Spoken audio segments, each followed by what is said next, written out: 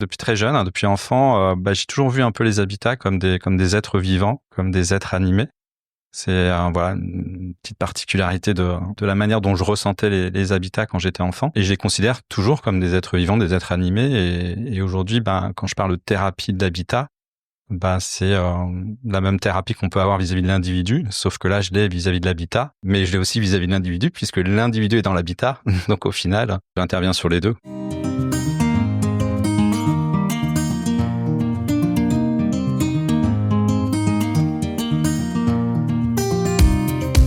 Bienvenue sur Aujourd'hui, écrivons demain, le podcast Feel Good qui met en lumière les acteurs du nouveau monde et vous redonne espoir. Comme vous, ils en ont marre de ce monde déshumanisé qui marche sur la tête et ne tourne plus rond. Rêvant d'un monde meilleur, ils bousculent les codes et sortent des sentiers battus. Ils proposent des alternatives innovantes, de nouveaux paradigmes ou remettent au goût du jour des savoirs ancestraux. Ils osent s'affranchir du regard des autres et font bouger les lignes pour construire demain. Ils œuvrent pour la préservation du vivant et le bien de l'humanité. J'ai à cœur de vous partager toutes les initiatives qui vont dans le bon sens, parce que nous sommes le changement que nous voulons voir dans le monde. Tous les lundis, je vous invite à découvrir l'histoire de l'un de ces humains engagés et conscients. Je m'appelle Katia Krabbe, je suis la fondatrice de Redaxil et j'aide les entrepreneurs humanistes à gagner en visibilité sur le web en réalisant leurs portraits. Vous avez envie de soutenir le podcast ? Abonnez-vous, mettez 5 étoiles, partagez-le et retrouvez-nous sur les réseaux. Vous souhaitez contribuer au développement du podcast ? Participez librement et en conscience à la cagnotte Tipeee que j'ai créée. Vous trouverez tous les liens dans le descriptif. Et en attendant, bonne écoute !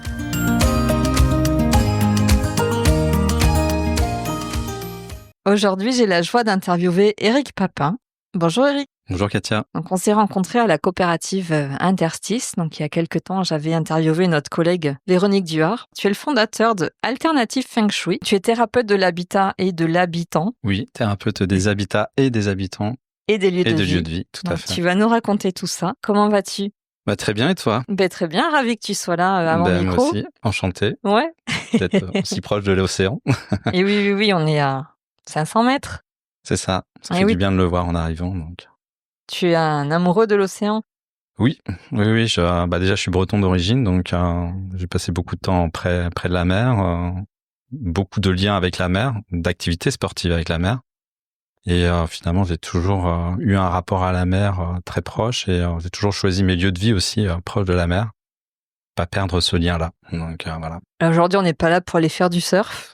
Non, même si quand on parle de surf, on parle aussi d'énergie. Il y a beaucoup de choses qui sont en rapport avec le Feng Shui et la démarche du Feng Shui. Et oui, parce que tu es pas un praticien de Feng Shui. Tu te présentes différemment puisque je dis que tu étais thérapeute de l'habitat. Oui, si je me présente, donc je suis thérapeute, je me définis comme un thérapeute des habitats et des lieux de vie. Donc on dit aussi des habitants et des lieux de vie, mais principalement des habitats et des lieux de vie. En fait, je dirais que j'essaie d'améliorer au maximum les habitats, les lieux de vie, les lieux de travail, les espaces de vie, les espaces de travail, pour bien entendu le bien-être des habitants. Donc je vais à la fois intervenir de manière globale et holistique, c'est-à-dire que je m'occupe à la fois des extérieurs et des intérieurs. On va dire que je vais utiliser différentes disciplines. Le Feng Shui, qui est quand même la discipline principale que j'utilise au travers de mes interventions, mais également la géobiologie, la psychologie de l'habitat, également des principes du Seiku Teiki, qui est en fait un art de conception des jardins japonais que j'utilise aussi par rapport aux extérieurs. Comment est-ce que tu es devenu thérapeute ? Comment je suis devenu thérapeute ? C'est un long chemin. Oh oui, c'est un très long chemin. Oui, c'est un peu une voie de conséquence d'un chemin de vie, d'un chemin de vie qui est parsemé de situations de vie qui m'ont amené du coup à venir plus vers la notion de thérapie, même si c'est vrai que pour moi c'est encore difficile d'utiliser le terme thérapeute parce que voilà, c'est une démarche qui est très axée sur l'habitat et pas directement sur la personne, donc voilà, c'est pour ça que pour moi c'est une certaine forme de thérapie. Je suis pas certaine d'avoir déjà vu, en tout cas de mémoire, quelqu'un se présenter comme tu le fais en tant que thérapeute de l'habitat. Non, mais c'est en tout cas pour moi. Pourquoi est-ce qu'aussi j'ai décidé d'avoir cet intitulé-là, c'est que depuis très jeune, hein, depuis enfant, j'ai toujours vu un peu les habitats comme des êtres vivants, comme des êtres animés. C'est voilà une petite particularité de la manière dont je ressentais les habitats quand j'étais enfant. Et je les considère toujours comme des êtres vivants, des êtres animés. Et aujourd'hui, quand je parle de thérapie d'habitat, c'est la même thérapie qu'on peut avoir vis-à-vis de l'individu, sauf que là, je l'ai vis-à-vis de l'habitat, mais je l'ai aussi vis-à-vis de l'individu, puisque l'individu est dans l'habitat. Donc au final, j'interviens sur les deux. Comment est-ce que c'est compris par les gens à qui tu présentes ton activité? Parce que quand on parle par exemple du feng shui, on a une vague idée de ce que ça peut être, donc on comprend un petit peu, ça s'est un peu démocratisé. La thérapeute de l'habitat. Alors, je pense que c'est encore très flou pour beaucoup de personnes. Je pense que c'est aussi pour ça que je redéfinis par derrière la manière dont j'interviens, c'est-à-dire avec des disciplines comme le feng shui, la géobiologie ou la psychologie de l'habitat. Peut-être qu'un jour ça se démocratisera un petit peu plus. Mais en tout cas, c'est vrai que pour l'instant, je reste quand même sur une définition de discipline, de discipline connue pour l'associer en tout cas à cette activité. Alors peut-être est-ce qu'on peut reprendre, c'est quoi le feng shui? C'est quoi la psychologie de l'habitat et c'est quoi la géobio? Ça fait beaucoup de choses. Alors déjà, si on veut aborder le feng shui, alors le feng shui, on va dire que c'est un peu l'art de réharmoniser, on va dire la relation entre l'humain et son environnement. Donc c'est vraiment, on va dire une discipline ancestrale qui est profondément animée en fait par l'intuition et par l'expérientiel et qui globalement est née de l'observation tout simplement de la nature, l'observation des cycles naturels, l'observation des flux naturels, qui soient physiques ou subtils, qui traversent un peu nos vies. Donc en fait, c'est à la fois une sorte de science de l'espace et à la fois une sorte de pratique thérapeutique, dont l'objectif en fait est de créer en fait des lieux qui vont à la fois animer notre être, à la fois soutenir notre élan vital et à la fois nous amener une sorte de clarté intérieure et également engendrer, on va dire, des synchronicités, on va dire, positives et heureuses. C'est pour ça que quand on parle de feng shui, on parle souvent de bien-être, mais le feng shui en particulier dans sa traditionnalité, c'est aussi d'apporter la notion de chance dans sa vie. Ce n'est pas que le bien-être. En quelques mots, et après on reviendra, la psychologie de l'habitat. La psychologie de l'habitat, c'est aujourd'hui une démarche qui consiste à se dire que chaque pièce, chaque élément, chaque objet, finalement, peut, on va dire, nous parle de nous-mêmes en fait, parle de nous-mêmes, parle de, on va dire, est un peu le reflet de notre inconscient et peut être aussi le miroir à la fois de nos peurs, de nos blocages, de nos difficultés, mais aussi de nos forces et de nos souhaits globalement. Et du coup que finalement travailler sur son habitat, c'est aussi venir travailler sur le développement de son intériorité et c'est aussi une démarche de développement personnel tout simplement. Donc. Et rapidement, quelques mots, la géobiologie pour qu'on comprenne quels sont rapidement les différents outils parce qu'on voit bien qu'il y a du lien entre tout ça. Oui, tout à fait. Alors, quand on va parler de feng shui, on va parler beaucoup des énergies du visible, donc de tout ce qui fait partie de notre environnement et qu'on voit. Visible, ça peut être aussi de l'invisible, mais toujours dans un registre plus de terre et ciel. Quand on va parler de géobiologie, on va plus être sur les énergies du souterrain, donc du tellurique. Et donc, on va beaucoup plus travailler sur ces énergies-là. Du coup, ce sont aussi des énergies à prendre en considération puisqu'elles peuvent impacter aussi notre santé ou notre intériorité. Et dans la géobiologie, il n'est pas question aussi des énergies de l'invisible, des énergies du lieu. Tout à fait, on va appeler ça les énergies mémorielles. Donc oui, en effet, on va aussi intervenir sur ces notions d'énergie mémorielle, les énergies du lieu, la mémoire des lieux, tout à fait. Voilà, moi je suis aussi très sensible aux esprits de la nature, donc on va aussi parler de ces esprits de la nature qu'il faut respecter, mais du coup, cette notion de respect des esprits de la nature, c'est aussi quelque chose qu'on va retrouver dans le feng shui, puisque dans la philosophie du feng shui, on est tous interreliés, interconnectés, dans une forme d'unicité qui fait que, du coup, on doit être attentif à tout ce qui nous environne. Et aujourd'hui, on doit en tout cas être attentif à prendre soin de notre environnement dans sa globalité. Et on peut y intégrer le vivant. Là, on est chez moi, par exemple, il y a beaucoup de plantes en intérieur, en extérieur, donc ça fait aussi partie de ton analyse. Tout à fait. Comment tu intègres aussi l'approche du Feng Shui, c'est d'intégrer, bien entendu, c'est d'intégrer ce lien à la nature. Ce lien à la nature, il se fait bien entendu en extérieur, mais il se fait aussi dans l'intérieur des lieux, où bien entendu, c'est intéressant de pouvoir réintégrer cette notion de connexion à la nature aussi dans les lieux. Alors ça veut pas dire pour autant qu'il faut avoir des plantes partout chez soi, parce que ça peut avoir un effet pas obligatoirement aussi positif que ça. Pourquoi tu balayes mon appartement? Non, je vois, je trouve que ça va, c'est assez équilibré. C'est assez équilibré. En tout cas, il n'y a pas une profusion de plantes, hein, donc voilà. Pourtant, il y en a pas mal. Ouais, ça va, c'est raisonnable. J'ai pu voir des endroits où il y en avait plus. Alors, c'est quand même pas la jungle, mais il y en a pas mal. Ouais.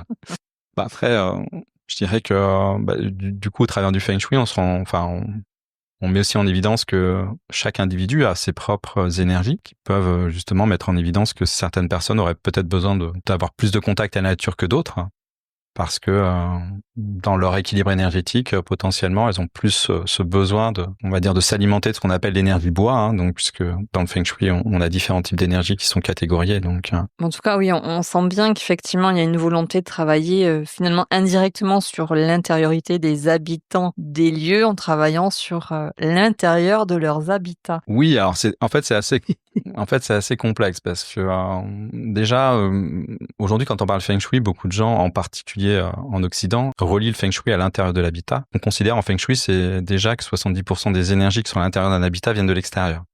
Donc, ce qui signifie que l'extérieur est aussi, et voire même beaucoup plus important que l'intérieur au travers de l'approche Feng Shui. C'est pour ça aussi qu'on est très attentif à tout l'environnement autour d'une habitation. Et c'est ce que je disais tout à l'heure, thérapeute des habitats. C'est aussi comment l'extérieur vient apporter à l'habitat en lui-même. Et après, bien entendu, l'intérieur aussi est important. Pourquoi ? Parce que aujourd'hui, on passe quasiment 80% de son temps à l'intérieur d'un habitat, que ce soit pour dormir ou pour travailler. Bon, toi, par exemple, tu as la chance de travailler à l'extérieur, mais ce qui n'est pas le cas de tout le monde. Mais j'ai expérimenté l'intérieur. Voilà, l'intérieur. Ouais. Donc, ce qui veut dire qu'à partir du moment où on passe quand même 80% de notre temps dans des environnements intérieurs, hein, ça peut être aussi pour des activités culturelles ou quoi que ce soit, ça veut dire que ces intérieurs doivent aussi être animés de la bonne façon pour que finalement ils apportent du bien-être aux gens et on va dire tous les bénéfices en tout cas qui sont nécessaires pour qu'ils soient bien quand ils sont dans ces endroits-là. Pourquoi est-ce que tu es venu à t'intéresser à l'intérieur des habitats et l'extérieur, à vouloir travailler sur l'aménagement des lieux, de l'environnement ? Ça vient déjà de très jeune. Ouais, parce que voilà ce que je disais précédemment, enfin en tout cas je me souviens quand j'étais enfant que j'avais tendance à bouger régulièrement les meubles de la maison familiale, aux grandes dames de mes parents qui parfois partaient pour une journée, qui revenaient avec le salon dans la salle à manger, la salle à manger dans le salon. Bien entendu, me disaient de tout remettre à leur place après. Mais en tout cas, voilà, je sentais déjà à l'époque cette sensibilité et cette nécessité, en tout cas, de rendre mon environnement, en tout cas, en adéquation avec ce que j'étais pour me sentir bien. Donc, c'était déjà, en tout cas, bien présent dans mon enfance.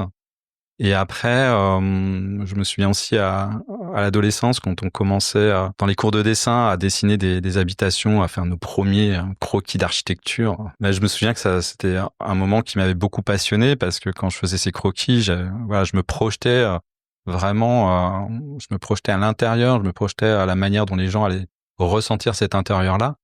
Et donc, il y avait déjà une forme d'animation des lieux, aussi bien de leur extérieur que de leur intérieur, et d'un intérêt à ce niveau-là. Oui, c'est parce que tu l'as toi-même expérimenté. Enfin, tu avais quelque chose de l'ordre de l'intuition, une sensibilité déjà. Oui, je pense qu'il y avait déjà une sensibilité et une intuition qui s'était mise en place déjà très jeune, qui était peut-être déjà un appel, que j'ai peut-être pas écouté tout de suite.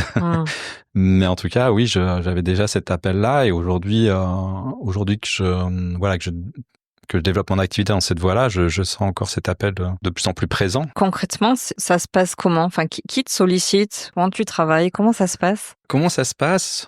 Bien, déjà. Alors les personnes qui me sollicitent, c'est assez variable, hein. Au final, je me rends compte au travers des personnes qui sont venues à moi que les demandes étaient assez différentes. J'ai pu être sollicité pour intervenir sur des conceptions d'habitation.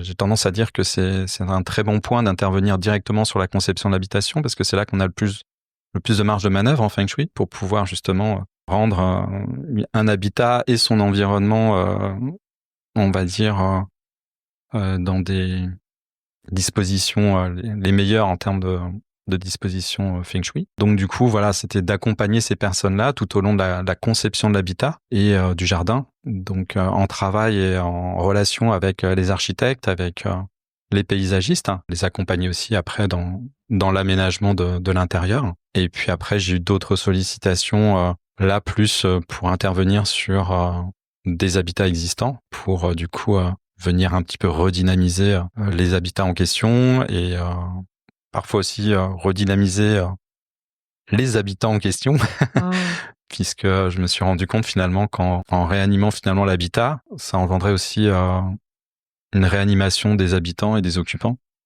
Donc c'est ça qui était intéressant. C'est-à-dire, qu'est-ce que tu as observé? Ou qu'est-ce que les habitants t'ont dit avoir observé dans l'après-coup?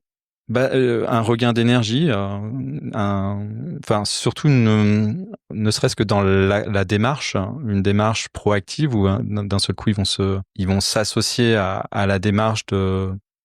Et d'ailleurs, c'est un petit peu le but, hein, c'est d'être un accompagnement. Donc ça se fait. C'est une démarche qui est commune, on va dire. Hein. C'est-à-dire, c'est pas moi qui fais tout le travail. Collaborative. Collaborative, voilà. Et du coup, à partir du moment où c'est collaboratif, c'est vrai que les gens vont se sentir intégrés, imprégnés, et ça va leur donner une sorte d'énergie de devoir réanimer un lieu comme ils le souhaitent, hein, de devoir finalement remettre en mouvement. Oui, en mouvement, voilà, exactement, tout à fait, de remettre en mouvement le lieu et de se remettre en mouvement eux-mêmes. Parfois, c'est vrai que quand on parle de blocage dans la vie, quand on parle de situations qu'on affronte dans la vie parfois difficiles, ces situations peuvent nous amener à des moments difficiles, des moments où on a du mal à retrouver du sens à la vie ou à la vie, à retrouver de l'énergie, du mouvement. Et du coup, de venir finalement reprendre soin de son... Alors là, j'ai parlé de son extérieur, mais de son intérieur, si on parle de l'habitat, mais de son extérieur, puisqu'on considère finalement que l'habitat est une extension de soi-même hein, dans le Feng Shui. Du coup, c'est venir finalement par différentes étapes réanimer une part de nous-mêmes. Hein. Donc, ça peut être à un moment donné, et on l'a peut-être déjà vécu, de repeindre un mur, ça peut nous réanimer parce qu'on vient remettre une énergie et même le fait de le faire, on est dans l'action, dans une forme d'action et après une satisfaction de la réalisation aussi. Donc voilà un petit peu tout ce qu'on peut retrouver au travers de cette démarche. Est-ce qu'on peut avoir des blocages dans notre vie qui sont dus à un mauvais aménagement de notre habitat? Ou c'est pas comme ça qu'il faut lire les choses? Est-ce que si on débloque quelque chose à l'intérieur, alors c'est compliqué, à l'intérieur de chez soi, son habitat, on peut débloquer des choses dans sa vie. Bien sûr. Oui. Alors c'est ce qu'on appelle nous communément en Feng Shui l'énergie du Qi, en fait, la circulation du Qi. Et cette circulation du Qi, à un moment donné, en fait, c'est une circulation à l'intérieur de nous et c'est un petit peu, on compare souvent d'ailleurs le Feng Shui à l'acupuncture. Hein, c'est des points énergétiques qui peuvent. C'est une circulation qui doit se faire et potentiellement, à un moment donné, si cette circulation ne se fait pas, il faut agir pour. Si la circulation ne se fait pas, il faut agir justement pour débloquer ces situations-là. Donc oui, obligatoirement, on peut être confronté à ces situations de blocage. On va dire, chez soi, qui peuvent engendrer un blocage à l'intérieur de soi. Donc, comment est-ce que toi, j'allais dire diagnostic, c'est pas du tout le bon terme, tu les repères, tu les identifies? En fait, c'est déjà, le Feng Shui, il faut savoir qu'une bonne partie du Feng Shui vient par l'expérience. C'est pas pour rien qu'on parle de maîtres Feng Shui, des personnes qui ont pratiqué le Feng Shui pendant 30, 40 ans.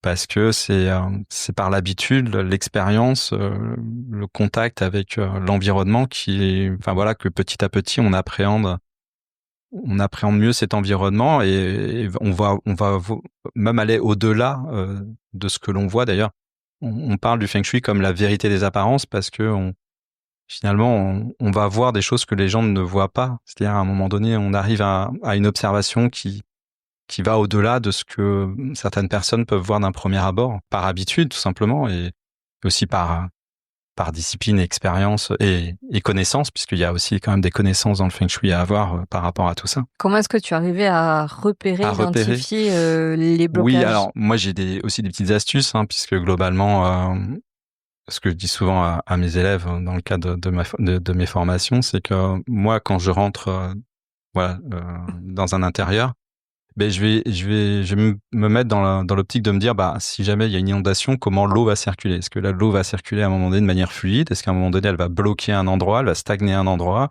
Est-ce qu'à un moment donné elle va accélérer un autre endroit?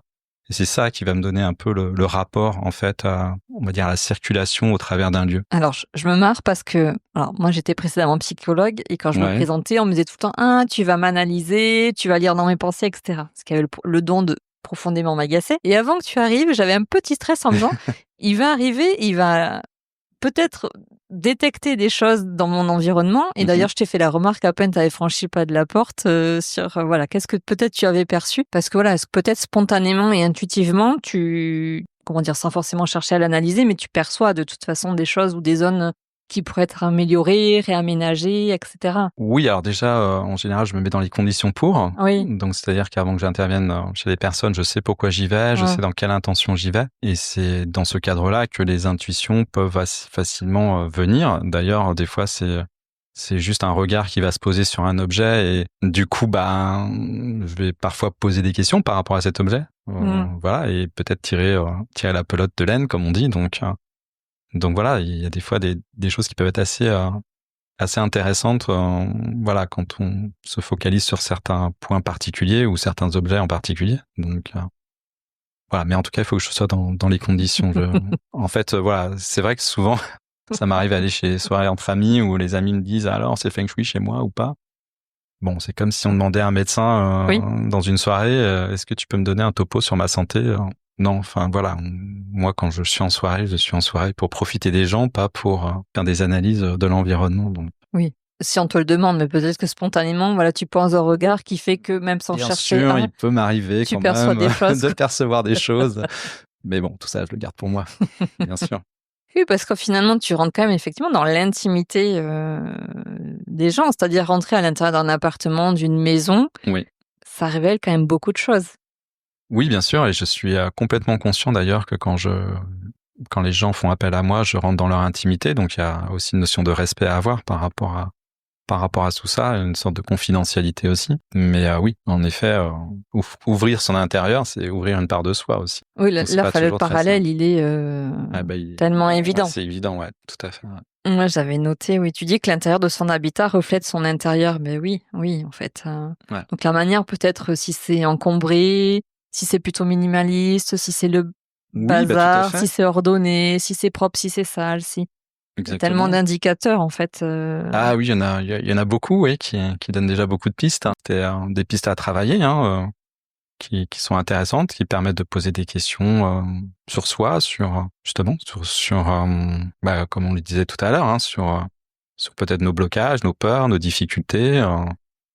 Et c'est assez révélateur parfois. Donc. Je peux pas m'empêcher de penser à une de mes collègues à qui j'ai expliqué cette semaine que j'allais t'interviewer et on parlait de son appartement qui est plutôt encombré. Alors, pour y avoir été oui et non, mais en tout cas, elle me disait il y avoir beaucoup de choses dont elle est attachée. Enfin, il y a un fort attachement affectif. Voilà, c'est lié à sa vie, des souvenirs des personnes défuntes, etc. Et avoir une grosse difficulté à désencombrer chez elle et à faire du vide, du tri. Voilà, la difficulté à se séparer. Donc oui, c'est là, je trouve, la notion d'accompagnement prend tout son sens aussi peut-être. Alors, c'est peut-être pas le cœur de ton travail, mais ça participe peut-être. Oui, tout à fait. Et de l'accompagnement, c'est justement, on va dire, déjà de faire un état des lieux de la situation dans laquelle on est, parce que parfois on n'a pas complètement conscience de tout ce qui se joue au travers de notre intérieur. Et après, une fois qu'on a pris conscience de tout ça, c'est de finalement commencer à libérer ce qui doit être libéré. Voilà, c'est une démarche aussi qui est importante. Donc c'est vrai, Tu parlais à juste titre de tous les objets qui peuvent ramener au deuil, hein. Et ça, voilà, c'est une étape qui n'est pas simple, hein, mais c'est une étape de libération. À un moment donné, il y a aussi cette nécessité de clôturer un deuil. C'est pas simple, hein, c'est un terme qui peut pour certaines personnes résonner difficilement. Mais c'est parfois aussi libératoire pour continuer sa vie et s'alléger dans sa vie, quoi.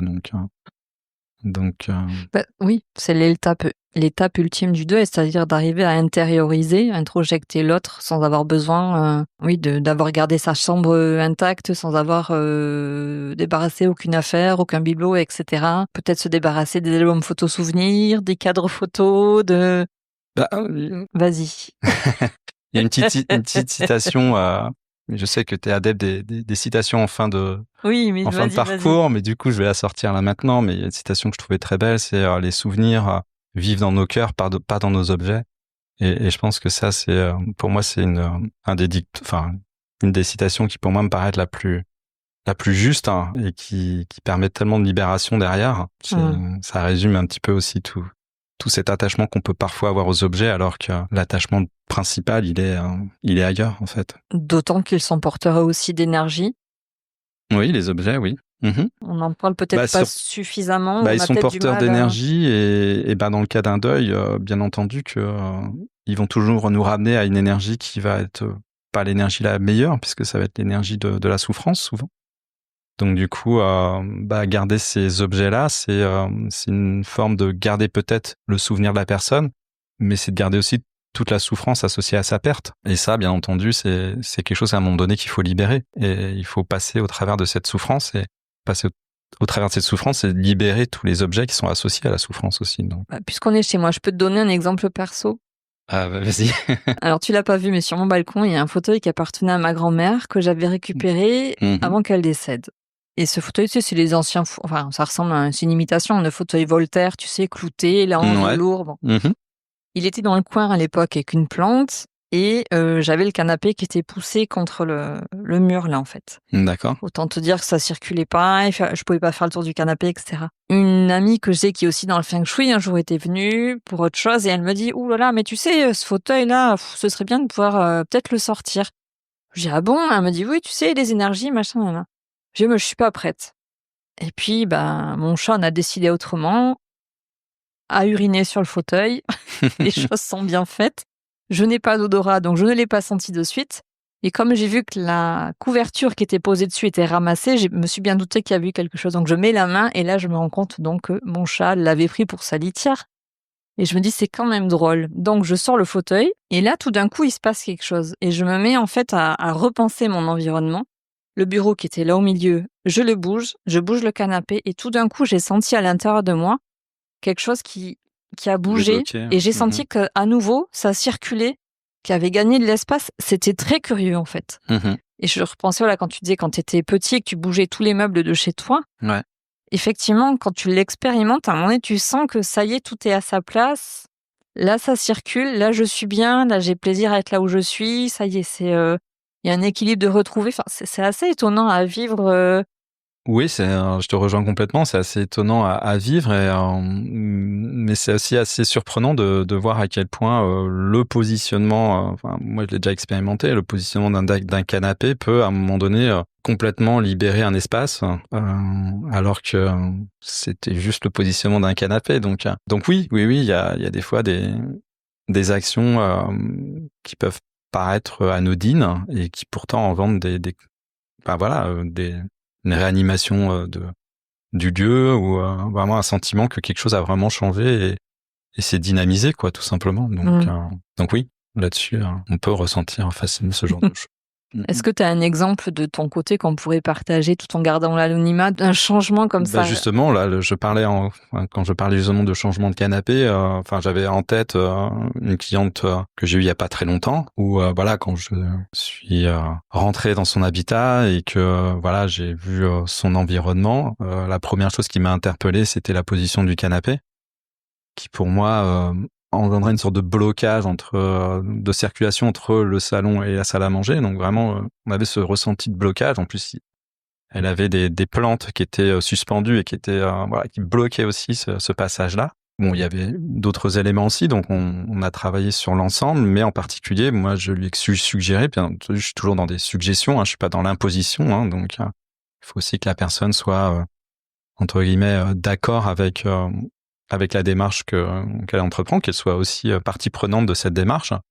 Donc je lui ai proposé, voilà, j'avais en tête une orientation du canapé, donc j'ai proposé de mettre en place cette orientation de canapé. Et je suis repassé 1 mois après, voilà, parce que je laisse en général un peu de temps pour que les gens puissent par eux-mêmes mettre en place cette démarche de réaménagement de leur intérieur sous mes conseils. Et après, je repasse pour rediscuter à nouveau et refaire un point avec eux. Et quand je suis revenu, donc j'ai vu qu'elle avait en effet changé l'opposition du canapé. Moi, ça m'a de suite sauté aux yeux, là. Vraiment, ça a vraiment changé l'énergie du lieu. Et elle-même m'a fait le retour que depuis qu'elle avait mis ce canapé-là, elle sentait vraiment un déblocage qui s'était mis en place et que, en tout cas, pas uniquement elle, mais même les invités, ces personnes, enfin ses amis qui venaient, avaient senti une différence, ne serait-ce que par le changement de position du canapé. Donc voilà, enfin ça c'est un exemple concret qui montre que on peut en effet agir à une forme de libération énergétique, quoi. Donc, À quoi est-ce qu'on devrait être sensible, selon toi, quand on aménage un endroit? à quoi on devrait être sensible? Ou faire attention? Alors, aménager un endroit, choisir un endroit. Oui, parce que tu parlais de l'extérieur tout à l'heure. Oui, Alors, oui, l'environnement parce que extérieur. pour moi, c'est important. Je pense qu'il faut être surtout à l'écoute de soi. C'est-à-dire que malheureusement, je pense que souvent, quand on choisit un lieu, alors déjà, est-ce qu'on choisit un lieu ou est-ce que c'est le lieu qui nous choisit? C'est un vaste débat. Mais quand on choisit un lieu, en fait, on va parfois tendance à voir, comment dirais-je, je pense qu'on a tous un côté intuitif en nous. On a tous cette capacité à ressentir et on a tous une certaine sensibilité. Et on peut tous être en mesure de détecter assez rapidement ce qui va et ce qui ne va pas dans un lieu. Mais parfois, on va avoir tendance à s'attacher à des choses qui vont prendre une importance qui va occulter, on va dire, ces premières sensations et qui sont pas toujours les bonnes raisons. Voilà, tout simplement. Et c'est pour ça que pour moi, plus on est vraiment connecté à son ressenti, plus on va être connecté à ce qu'on ressent au fond de nous-mêmes, et plus on a des chances du coup de faire les bons choix et de pas se tromper, entre guillemets. Comment est-ce qu'on fait pour écouter ses ressentis? Écoutez, ces ressentis, c'est quelque chose qui se travaille, voilà. Moi, j'aime à dire en tout cas, et c'est un petit peu aussi quelque chose qui s'est un peu perdu, c'est déjà quand on parle du feng shui en Occident, on occulte un peu ce côté extérieur. C'est aujourd'hui, on le voit dans les magazines, dans les articles, dans les livres. On parle beaucoup de l'intérieur, très peu de l'extérieur.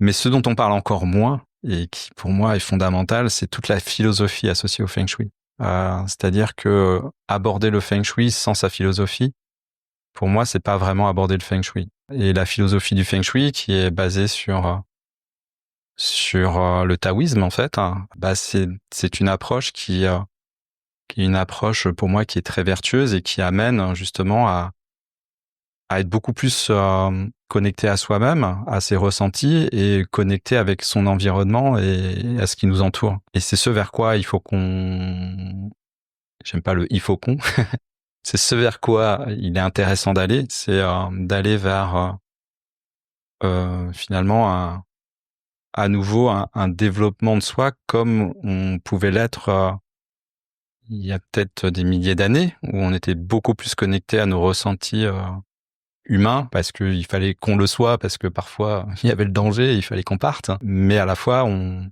avait du coup une capacité à être dans le ressenti assez juste de ce que notre environnement nous apporte, que petit à petit on a perdu parce qu'on s'est coupé finalement de ces ressentis-là. Mais ça peut être quoi, par exemple, un sentiment, une sensation de joie quand on arrive dans un lieu, une sensation de malaise? Alors là, en fait, moi je considère que c'est propre à chacun. Ouais. Chacun va avoir va vibrer à sa façon. Il y a des gens qui pourront avoir des nœuds au ventre parce que ils se sentiront pas bien, d'autres qui vont avoir un malaise, un vertige, d'autres qui vont voir des choses. Enfin voilà, c'est vraiment il y a autant d'êtres humains qu'il y aura peut-être de façons de ressentir les choses. C'est pour ça que j'aurais tendance à dire il n'y a pas de solution miracle. La solution, c'est surtout de la trouver en soi. Et c'est à un moment donné de savoir se connaître soi-même suffisamment pour à un moment donné savoir que tel ressenti veut dire telle chose, tel mot intérieur veut dire telle vigilance. Voilà. Mais ça sera propre à chacun. C'est pour ça que j'ai tendance à dire que il n'y a pas de solution miracle pour les uns ou pour les autres. C'est la solution, elle est en nous. Elle nous appartient à nous. Elle est unique pour nous. Mais c'est une réponse de psy, ça. Hein? Je ne savais pas que j'étais psy. Et tout à l'heure, tu as dit, est-ce que c'est nous qui choisissons le lieu ou est-ce que c'est le lieu qui nous choisit? Oui. Ah, qu'est-ce que tu veux dire? Enfin, ce n'est pas par hasard peut-être si on se retrouve à tel ou tel endroit? Oui, peut-être pas. Ouais. Hasard, coïncidence. C'est un vaste débat. Oui, est-ce que... En tout cas, ce qui est intéressant, c'est que justement, quand on fait du feng shui, quand on analyse la psychologie de l'habitat et qu'on va chez les gens, parfois, on peut être on peut trouver ça assez ironique de voir à quel point l'habitat ressemble vraiment aux habitants. Et du coup, voilà, on se dit, finalement, il y a quand même quelque chose qui est assez... Il y a une cohérence, une congruence. Une congruence entre les deux. Donc finalement, est-ce qu'il n'y a pas eu un lien qui s'est fait entre les deux? Bon, après, tout reste discutable. Hein, Là, me revient l'exemple des émissions de télé où tu les vois chercher un appartement, un logement, etc. Ouais. Et tu les entends parler de coup de cœur. Ouais. C'est ça, tout d'un coup, il se passe quelque chose peut-être, où on a envie de venir habiter là, on ne sait pas pourquoi. Ouais. Il y a quelque chose qui nous attire, qui nous amène là. C'est pas très rationnel. Non, c'est pas très rationnel. Un coup de cœur, ça peut être aussi... on va dire la mise en relation d'expériences futures, la mise en relation de situations futures qu'on doit expérimenter, mais on le sait pas. Voilà. Ok. Vous avez 2 heures pour réfléchir à la réflexion d'Éric. Après, voilà, il y a des choses que je peux pas trop pousser, mais... Oui, voilà. c'est que dans l'après-coup, peut-être qu'on peut comprendre des fois, tiens, pourquoi est-ce qu'on est finalement ici dans cet appartement, dans cette ville, dans ce quartier Oui, après, voilà, si je peux prendre une expérience personnelle, où à un moment donné, voilà, j'ai décidé d'acheter une maison pour des raisons qui étaient certainement pas les bonnes raisons, voilà. Et on va dire d'avoir expérimenté dans cette maison des choses très douloureuses et très difficiles, et d'avoir pu expérimenter que cette maison, dans ces situations difficiles, ne m'apportait pas obligatoirement tout le soutien nécessaire, je dirais que si j'avais pas vécu ce que j'ai vécu, peut-être que je serais pas aujourd'hui ici en train de parler de Feng Shui. Donc est-ce que c'était pas finalement ce choix de maison un choix nécessaire pour à un moment donné vivre des choses difficiles et faire en sorte que y ait un changement radical dans ma vie qui me permette d'aller vers une nouvelle voie, qui était peut-être une voie finalement qui est pas si nouvelle que ça parce qu'elle était là au tout début, mais que je m'en étais détourné. Donc voilà. Donc c'est pour ça que parfois les épreuves de vie sont vécues sur le moment de manière très douloureuse et à juste titre, et qu'on les prend avec beaucoup de recul plus tard en se disant que c'était potentiellement des événements presque nécessaires et vertueux, voilà, même si c'est dur de le dire. Il faut beaucoup de recul et avoir vraiment pris le temps de guérir pour pouvoir le dire. Mais voilà, c'est aussi le cas, quoi.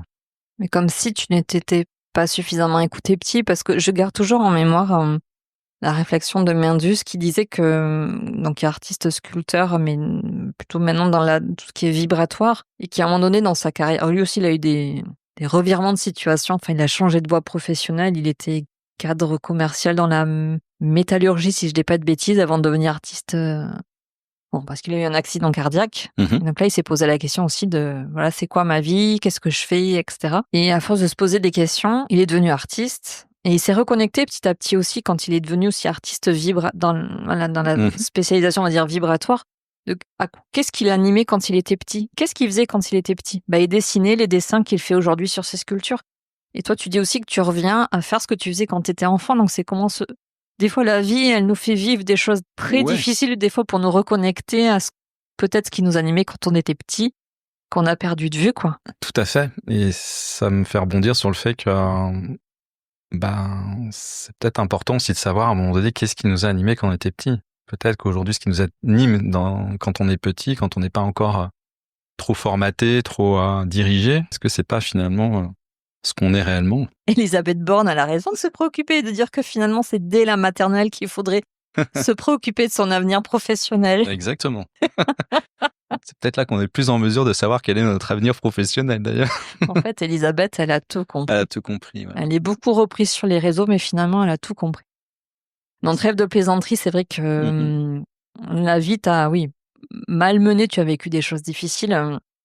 Et finalement, aujourd'hui, tu t'épanouis pleinement aussi dans ce que tu fais. Oui, tout à fait. Ouais. Ça a été un mal pour un bien. Ça a été aussi un gros travail de reconstruction. Ça n'a pas été toujours simple. Il y a certainement encore un petit peu de chemin, mais en tout cas, il y a une grosse partie du chemin qui a été parcourue et c'est déjà très bien. J'avais repris parce que dans un de tes posts, tu avais noté mon environnement, qu'il s'agisse de mon habitat ou de la nature, a joué un rôle actif dans ma reconstruction. Il m'a aidé à retrouver mon énergie, à transcender mes blessures et à les transformer en une force nouvelle et un alignement avec qui je suis. Ouh, c'était bien dit à l'époque. Oui. En fait, je pense que là où les choses ont commencé à se déclencher de manière beaucoup plus forte, c'est le jour où j'ai décidé de partir un an voyager autour du monde, donc de faire un voyage autour du monde avec mon sac à dos, où du coup, je suis parti seul dans mon voyage. Et tu as quitté cette maison dont tu nous parlais. Et j'ai quitté cette maison. Ça a été, en fait une première étape une étape de prise de conscience que j'en avais fini avec cette maison, qu'il fallait que déjà que cette maison je pense ne m'apportait pas le soutien énergétique qu'il fallait. Cette maison était déjà trop grande pour moi en tant qu'individu seul, donc là aussi c'est un principe du feng shui, mais en règle générale plutôt choisir un habitat à la dimension du nombre de personnes qui sont à l'intérieur. Okay. Parce que d'être seul, habiter dans un grand loft avec des hauts plafonds, ça demande énormément d'énergie. Et quand on n'a pas cette énergie-là, parce qu'il faut combler l'énergie dans ces lieux-là, elle va avoir tendance à se déliter, à se perdre un peu. Et donc, il va falloir qu'on comble cette énergie qui manque. Donc, pour des gens qui sont très énergétiques, qui ont beaucoup d'énergie, à la limite, pourquoi pas, mais pour des gens qui à un moment donné vont être dans des énergies un peu difficiles, ça sera pas des environnements très soutenants. Donc on aura tendance à pas profiter du coup de notre environnement pour faire en sorte qu'il nous soutienne en tout cas dans le passage difficile qu'on est en train d'avoir. Donc du coup, pour revenir à... Donc tu quittes cette maison. Je quitte cette maison, tu pars avec le sac à dos. Je pars à l'aventure avec mon sac à dos et dans cette aventure, pour moi en fait, ce voyage c'est un voyage initiatique en fait. Alors c'était pas prévu, hein, j'avais mis aucune intention particulière, mais j'ai décidé au maximum de me laisser un petit peu surprendre. Je me suis souvent aussi perdu. Je l'ai fait un peu exprès. Et le fait de se perdre, c'est aussi le fait d'arriver dans des environnements où parfois, en particulier, je pense à 2 environnements qui ont été la Spiti Valley en Inde, que j'ai traversé en scooter. Spiti Valley qui est en fait l'ancien Tibet, dont une partie est en Inde actuellement. Cette Spiti Valley, c'est un endroit où il y a peu de monde. C'est vraiment très... C'est la nature dans toute sa puissance. Et c'est des moments où j'ai pu me retrouver seul face à moi-même, seul face aussi à ma souffrance, bien entendu, puisque dans ces moments-là, il y a potentiellement beaucoup de souvenirs qui peuvent remonter. Et en fait, que ce soit là ou alors après, j'avais aussi l'exemple de la Nouvelle-Zélande où je suis parti aussi pendant un mois en van, où je me suis un peu perdu aussi même si là, il y a un petit peu plus de civilisation, mais je me suis quand même un petit peu perdu dans les grandes, les grands espaces naturels de la Nouvelle-Zélande. Dans tous ces environnements, je me suis trouvé seul et où, à un moment donné, j'ai pu avoir des moments difficiles parce que beaucoup de choses remontaient et certainement que je devais intégrer. Ces moments-là, j'ai senti la nature, mais d'une présence incroyable, à me soutenir, vraiment à être présente. Vraiment. Voilà, il y a ton chat qui dit oui. Je pense qu'il est d'accord avec moi. Oui, elle est par là. Dali est donc présente dans le podcast, encore une fois. Elle a besoin de s'exprimer, je pense. Donc, tu as de la chance de l'avoir. Donc oui, je me suis vraiment senti accompagné par la nature et soutenu en fait par cette nature pendant tout mon voyage, que ce soit au niveau de la faune, mais que ce soit la flore, mais aussi au niveau de la faune, hein, puisque moi personnellement j'ai eu la sensation d'avoir été accompagné par des corbeaux tout le long de mon voyage, donc c'était quand même une expérience assez particulière. C'est quoi la symbolique des corbeaux, tu sais? Bah, tu vas me le dire, puisque je pense que tu as l'air de le savoir aussi. Non? Est-ce qu'il y a une symbolique? Bah, Est-ce que c'est ton animal totem? en tout cas, alors c'est vrai qu'on peut parler des animaux totems. Moi, je considère que les animaux totems, on peut en avoir plusieurs en fonction des périodes de vie qu'on a. Et en tout cas, oui, je pense que ça a été mon animal totem pendant tout ce parcours, puisque ça a vraiment été un animal qui était présent, mais à tous les endroits où j'ai été, voire même des endroits improbables où j'aurais même pas pensé qu'il y avait un corbeau. Et d'ailleurs, voilà, il y a toujours le bruit du corbeau pour me rappeler qu'il était là. Et peut-être que si moi j'ai focalisé autant sur sa présence, c'est qu'il y avait un lien, un lien qui s'était mis en place. Donc voilà. Et puis après, bah écoute, quand je suis rentré en France, ben c'est là où j'ai décidé j'ai décidé de prendre une décision importante, c'était de choisir mon lieu de vie plus que mon lieu de travail. C'est-à-dire me dire aujourd'hui quel est l'environnement qui me soutient le plus, qui est le plus présent en moi, qui m'appelle le plus. Et en l'occurrence, pendant mon voyage, j'ai vécu le Covid. Je suis resté 4 mois confiné dans un petit village en plein milieu des montagnes colombiennes. Donc j'ai vraiment appris à apprécier les montagnes, qui était peut-être pas mon cas avant. Et du coup, je me suis dit, aujourd'hui, j'ai besoin des montagnes, j'ai besoin de la mer, j'ai besoin de ces éléments-là. C'est des éléments qui, en tout cas, à la fois, en fait, dans la symbolique chinoise, la symbolique Feng Shui, c'est la montagne va représenter le côté yin et l'eau le côté yang. Hein, donc, finalement, ça va être ces deux éléments qui symbolisent finalement la notion d'équilibre, yin et yang, et qui, en tout cas, moi, m'apporte. Voilà. Donc déjà, ça, c'était un choix de lieu, de vie, qui est important. Le Feng Shui, on parle aussi de lieu de vie, on parle pas que de l'habitat en lui-même. Et après, je fais le choix de vivre dans un appartement à dimension au plus de moi en tant qu'individu seul, avec un environnement soutenant aussi, et du coup que j'ai décidé aussi d'aménager, de décorer à ma façon, et donc de me reconstruire au travers aussi de cet intérieur. Tu as utilisé plusieurs fois soutenant. Oui. En fait, ça veut dire quoi pour toi, soutenant? Ça veut dire plein de choses. Ça, le soutien, c'est pour ça, pour moi, l'environnement, moi je le symbolise comme une multitude d'individus, en fait, puisque c'est une multitude d'âmes, c'est l'âme des arbres, c'est l'âme de la terre, c'est de la terre-mère, c'est des multitudes d'âmes, et pour moi, c'est leur présence, leur soutien. Et c'est pour ça que je parle de soutenant. C'est un environnement, c'est-à-dire que tout ce qui est autour de nous est là pour nous apporter, nous soutenir, nous faire avancer, quoi. Donc. D'accord, dans ce sens-là. Oui, tout à fait, dans ce sens-là. Tu as fait un post dernièrement sur la buanderie que j'ai trouvé très drôle et très juste.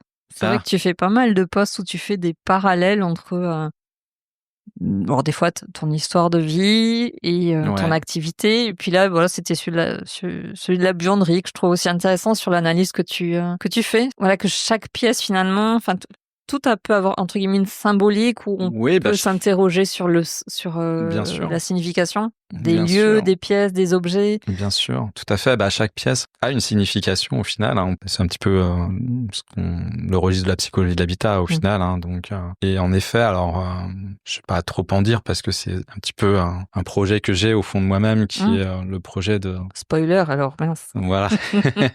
On peut encore en allez parler. lire ses posts sur les réseaux. Voilà.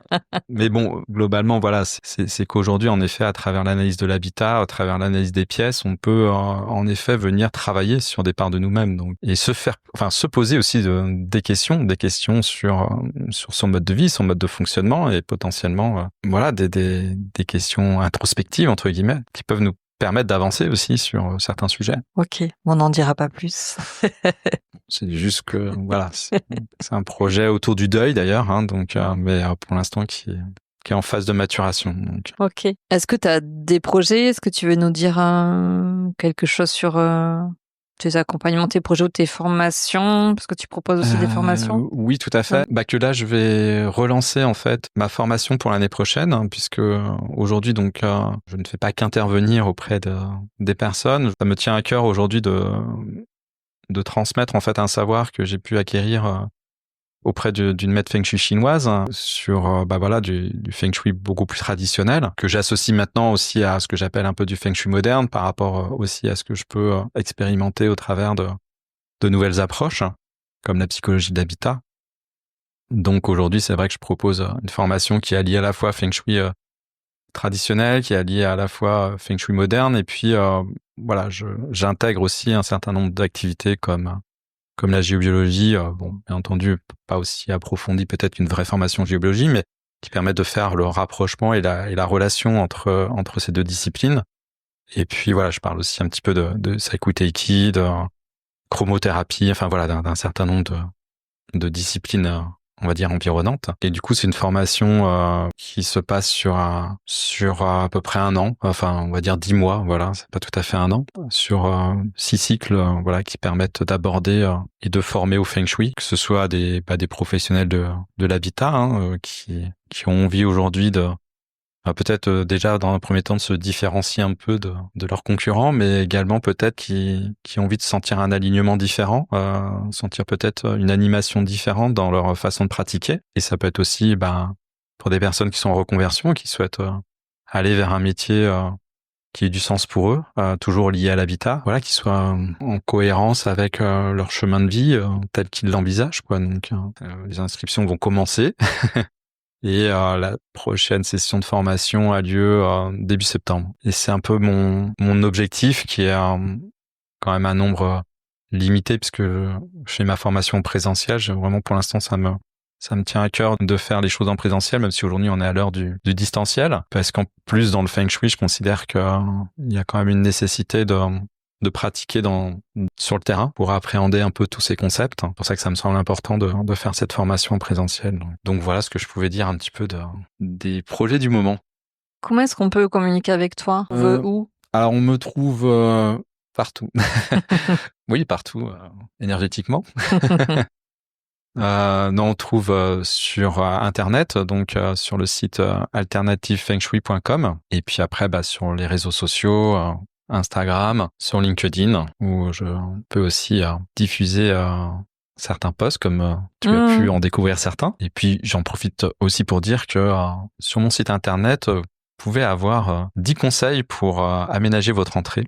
C'est un petit 10 conseils gratuits que vous pouvez demander quand vous allez sur mon site pour mieux appréhender l'entrée de votre habitat. Donc, voilà. Quelle est ta raison d'être aujourd'hui? Alors, qu'est-ce que tu entends par raison d'être? Parce que justement, c'est une très bonne... Qu'est-ce qui t'anime? Qu'est-ce qui te fait te lever le matin? Qu'est-ce qui te donne la motivation de poursuivre ton chemin dans ce monde impitoyable? Moi, je considère que le monde est certes impitoyable. Alors, on pourrait même se dire que de tout ce qu'on voit là actuellement dans les informations, il est encore plus impitoyable que prévu. Mais en fait, moi, je le vois comme quelque chose de positif. C'est-à-dire que, comme je crois vraiment à la notion d'opposé et à la notion de yin et yang, je me dis que plus on cristallise quelque chose de négatif, et plus ça veut dire qu'en face, il y a une cristallisation de choses positives.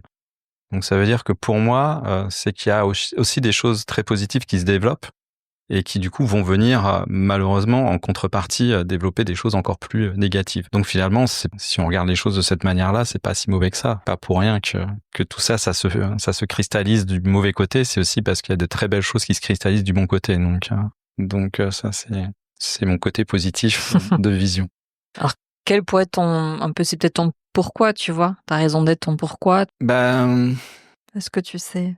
Alors déjà, j'aurais tendance à dire que je l'ai pas toujours dit, mais la vie est belle, qu'on a vraiment la chance d'expérimenter ce qu'on a expérimenté ici sur Terre, qu'on s'en rend pas toujours compte, et pourtant que le bonheur est vraiment partout, dans les choses simples de la vie, et en particulier quand on se balade en nature, on se rend compte à quel point on peut être émerveillé de la moindre chose, et que finalement, il ne suffit pas grand-chose en effet pour vivre heureux et pour être face au bonheur.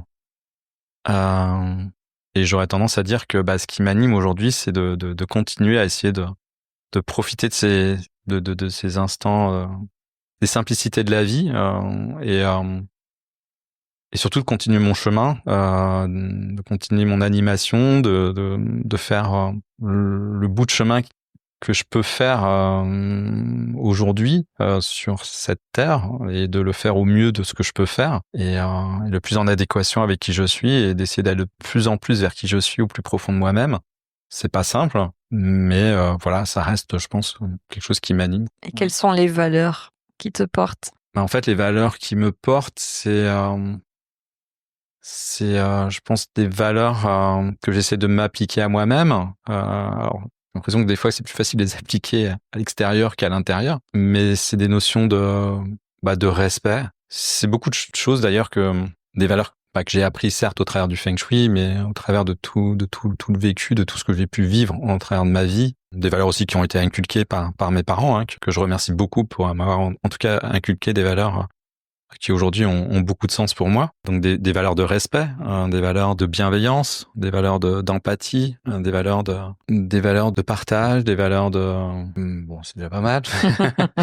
Je pourrais en citer d'autres. Enfin voilà, mais bon, enfin voilà, ça c'est vraiment quand même les principales. Quand on parlait des principales, je vais pas non plus en énumérer une trentaine ou une quarantaine, donc c'est les valeurs principales. Tu fais référence à tes parents. Qu'est-ce que tu auras envie de dire aujourd'hui au petit Eric? J'aurais tendance à lui dire, ça y est, enfin, on se retrouve. On se retrouve parce que, oui, parce que je pense qu'à un moment donné, et je pense que c'est la plus grosse part de nos souffrances, c'est qu'on fuit notre enfant intérieur, et on fuit les blessures de notre enfant intérieur. Et la plupart du temps, la difficulté qu'on a à lâcher nos souffrances, c'est finalement une difficulté tout simplement à accueillir la part blessée de notre enfant, en fait. Donc, et quand on a compris ça, quand on comprend que la souffrance qu'on a et qui reste et qui mature, et voire même le juge intérieur qui en nous n'arrête pas de nous dire, mais pourquoi t'arrives pas à passer à autre chose, pourquoi tu passes ton temps à pleurer, pourquoi ci, pourquoi ça, en fait c'est tout simplement un non-accueil de la souffrance en règle générale, qui est une souffrance qui est parfois lointaine et qui date de notre enfance. Donc et quand on finit par en prendre conscience, et quand on finit par l'accueillir et par l'accepter, comme par hasard, la souffrance en question a tendance à s'atténuer, à disparaître. Donc c'est pour ça, enfin pour moi, c'est welcome à notre enfant intérieur, et d'ailleurs, plus on se connecte à son enfant intérieur, et plus on retrouve une certaine forme de joie, de bonheur, de spontanéité, plus on se connecte aussi à son enfant intérieur, et puis on a l'impression finalement qu'on se reconnecte à soi, parce que je pense que quand on était enfant, on était peut-être plus en interrelation avec qui on était que quand on est passé à l'âge adulte. Je donne la parole aux acteurs du Nouveau Monde sur ce podcast. C'est quoi pour toi le Nouveau Monde? Alors pour moi, le Nouveau Monde, c'est l'ancien monde, mais avec les côtés bénéfiques du Nouveau Monde. Enfin, c'est-à-dire que pour moi, c'est un mix des deux. C'est-à-dire que je considère que l'ancien monde, comme j'en parlais avant, on était beaucoup plus interconnectés avec la nature, on respectait beaucoup plus la nature, il y a beaucoup de choses qu'on a à respecter des anciens. On a beaucoup de choses des traditions anciennes qu'on perd ou qu'on prend pas avec sérieux. Et pourtant, on aurait beaucoup à réapprendre, en fait, de toutes ces traditions. C'est pour ça que pour moi, c'est à la fois un mélange d'ancien et de moderne, enfin, d'ancien et de nouveau, parce que, bien entendu, dans le nouveau aussi, il n'y a pas que du mauvais. Il y a beaucoup de choses qui nous ont permis d'évoluer et qui aujourd'hui nous amènent quand même à déjà une existence beaucoup plus longue, à un confort quand même plus intéressant que le confort de nos aïeux. Mais il n'y a pas que ça. Malheureusement, aujourd'hui, on détruit notre planète. On a tendance à s'individualiser, à de moins en moins penser à ce qui nous entoure, que ce soit au niveau humain, ou que ce soit au niveau des animaux, ou que ce soit au niveau des plantes. Donc pour moi, le Nouveau Monde, c'est un mix des deux. Comment est-ce que toi, tu y contribues? Déjà, je pense que pour moi, le Feng Shui, en tout cas, prendre soin de son habitat,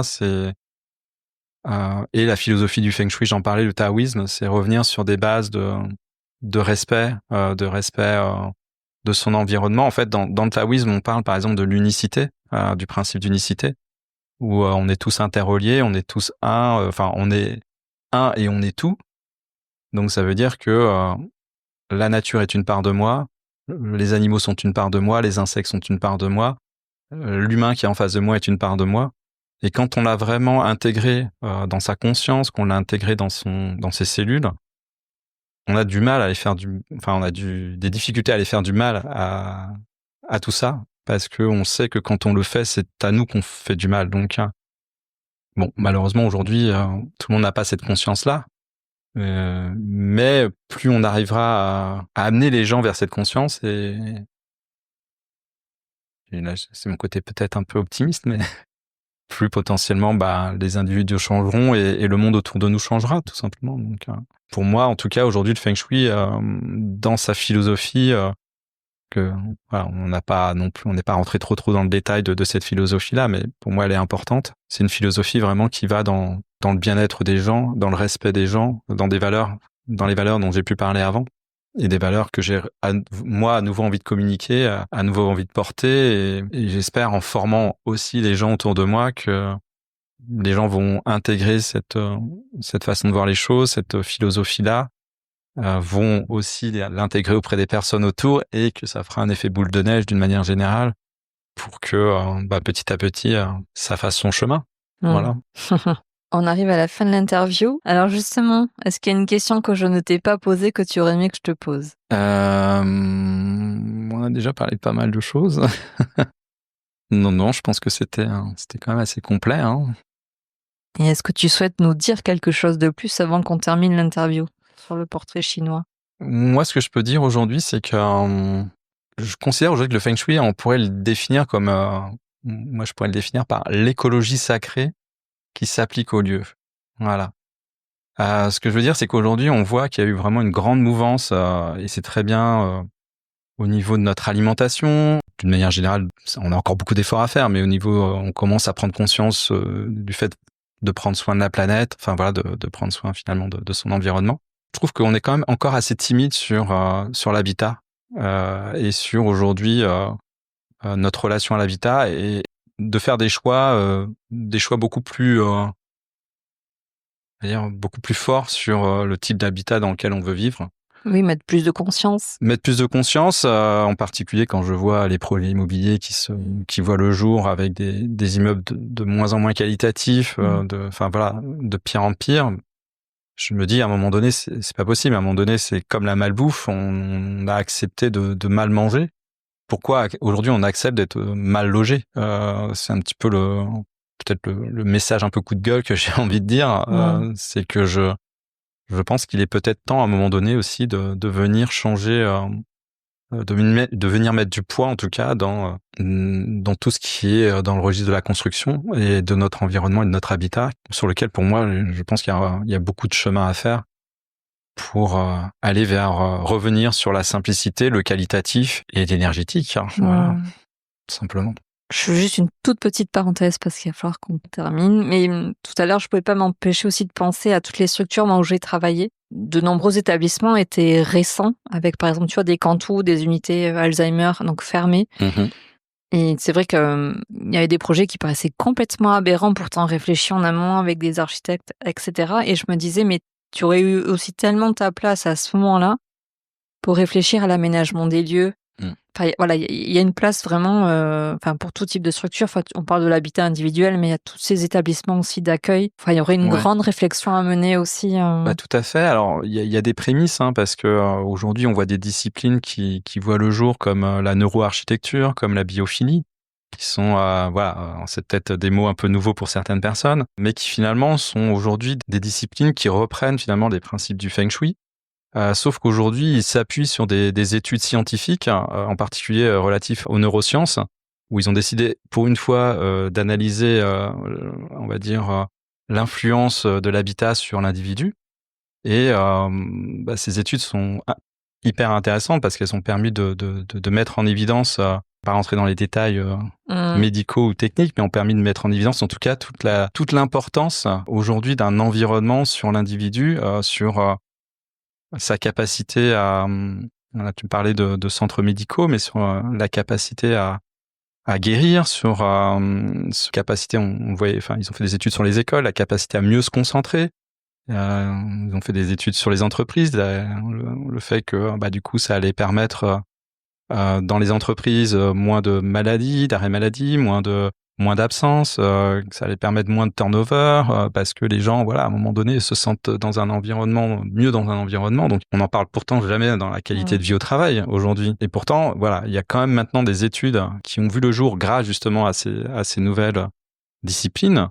Moi, j'appelle ça les sens du bien-être de l'habitat, qui viennent un petit peu, pour moi, alimenter le feng shui moderne, puisque voilà, on est quand même dans un registre du bien-être de l'habitat. Donc, qui dit bien-être de l'habitat, pour moi, je mets toujours le terme feng shui, puisque c'est quand même le feng shui qui a alimenté depuis des milliers d'années le bien-être de l'habitat. Mais c'est encore trop timide, hein, c'est encore trop timide. Et en effet, la place du feng shui, ou la place, si on veut parler de d'autres activités, même si ce serait bien de parler du feng shui, mais je pense que le feng shui a tout à fait sa place aujourd'hui dans la conception de ces environnements-là. Ça, c'est certain. On laisse une porte ouverte. Et de nouvelles perspectives. Exactement. On termine sur le portrait chinois. Tu sais, ce jeu-là, si tu étais un plat, donc tu serais quoi comme plat? Alors, si j'étais un plat, c'est vrai que quand j'ai voyagé autour du monde, il y a un plat vraiment qui m'avait vraiment interpellé quand je suis passé en Inde. Enfin, quand je suis resté quand même 3 mois en Inde pendant mon tour du monde. Et du coup, j'ai beaucoup apprécié un plat qui s'appelle le thali, qui est vraiment un plat traditionnel indien, hein, donc c'est un plat végétarien. Alors déjà, l'Inde, c'est un pays, moi j'appelle ça le pays des 1000 couleurs, c'est un pays qui est très très coloré, voilà, quand on y va, il y a de la couleur partout. Et là, c'est vraiment là aussi un plat avec beaucoup de couleurs dans le plat, ne serait-ce que par tous les éléments qu'on va goûter, hein, puisque voilà, c'est plein de petites coupelles avec d'ailleurs plein de spécialités différentes. Et puis, c'est un plat qui a vraiment été composé selon la science de l'Ayurveda, c'est-à-dire il va offrir toutes les saveurs qu'on peut retrouver au niveau du palais, donc ça, des saveurs aigres, des saveurs sucrées, des saveurs salées, des saveurs piquantes, des saveurs amères. Donc c'est vraiment un melting pot de saveurs. Si tu étais un livre? Alors, si j'étais un livre, je pense qu'un livre qui m'avait vraiment peut-être les prémices finalement de mon arrivée dans le feng shui, mais j'y pensais pas du tout à l'époque. C'est un livre qui s'appelle L'éternité n'est pas de trop, de François Cheng, qui est un livre finalement, c'est un roman d'amour qui se passe dans la Chine ancienne et qui du coup aborde beaucoup du coup toutes les traditionnalités de cette Chine-là, mais également aborde aussi justement cette fameuse philosophie du taoïsme. Et en tout cas, moi, c'est un bouquin qui à l'époque m'a beaucoup touché, en tout cas que je le recommande pour les gens qui ont envie d'en savoir un peu plus aussi sur le taoïsme de manière romantique, si j'ose dire. Alors, tu nous l'as donné tout à l'heure, mais peut-être tu en as un autre. Si tu étais un dicton? Oui, ce que j'ai dit tout à l'heure, c'est voilà, les souvenirs vivent dans nos cœurs et pas dans nos objets. Donc voilà, enfin c'était vraiment le dicton que j'avais en tête. Si tu étais un film? Alors, si j'étais un film, moi, il y a un film qui m'a toujours beaucoup interpellé et j'ai pas honte en tant qu'homme de dire que je pleure devant ce film à chaque fois. J'assume complètement. Et oui, j'assume cette sensibilité d'homme. C'est Cinéma Paradiso en fait. C'est vraiment l'histoire d'un enfant qui vit, qui se passionne en fait pour le cinéma et qui va plus tard en faire son métier, devenir un grand cinéaste. Et ça rebondit avec ce qu'on se disait avant, c'est-à-dire à un moment donné, on sent bien dans ce film que c'est quelque chose qui l'anime très tôt, très jeune. Et on voit plus tard, en effet, qu'il en a fait son métier et qu'il est réputé dans son métier par rapport à ça. Donc il a suivi sa voie au final. Donc c'est pour ça que c'est un film qui me touche. Et si tu étais un super-héros? Alors, le terme super-héros, pour moi, j'ai un peu du mal avec, hein, parce que déjà, je considère que tout le monde est un super-héros. C'est-à-dire qu'on a tous en nous un pouvoir, moi ce que j'appelle le pouvoir divin, c'est-à-dire le pouvoir de transformer sa vie, de pouvoir de transformer les choses. On l'a tous en nous et chacun peut être un super-héros. Il y a pas obligatoirement une référence de super-héros et mes super-héros sont souvent des personnes qui ont réussi à transformer les choses dans l'humilité et la simplicité sans être dans une reconnaissance extrême. Donc c'est plus comme ça que je vois les choses. Merci Eric de ta participation. Merci Katia de m'avoir invité. Avec plaisir. Et merci beaucoup pour votre écoute. Alors j'espère que le parcours d'Eric vous aura inspiré. Donc n'hésitez pas à le contacter directement sur ses réseaux. Donc vous trouverez tous les liens dans la description de cet épisode. À bientôt. J'espère que vous avez pris plaisir à nous écouter. Si vous avez aimé cet épisode, mettez 5 étoiles et un commentaire sur votre plateforme d'écoute préférée. Vous aiderez le podcast à gagner en visibilité. Si vous souhaitez continuer à découvrir les histoires de ces acteurs du Nouveau Monde, abonnez-vous. Et si vous voulez connaître les coulisses, rejoignez-nous sur les réseaux. Tous les liens sont dans le descriptif. Merci d'avoir pris le temps de passer ce moment avec nous. Je vous dis à très vite pour un nouveau témoignage d'une belle âme.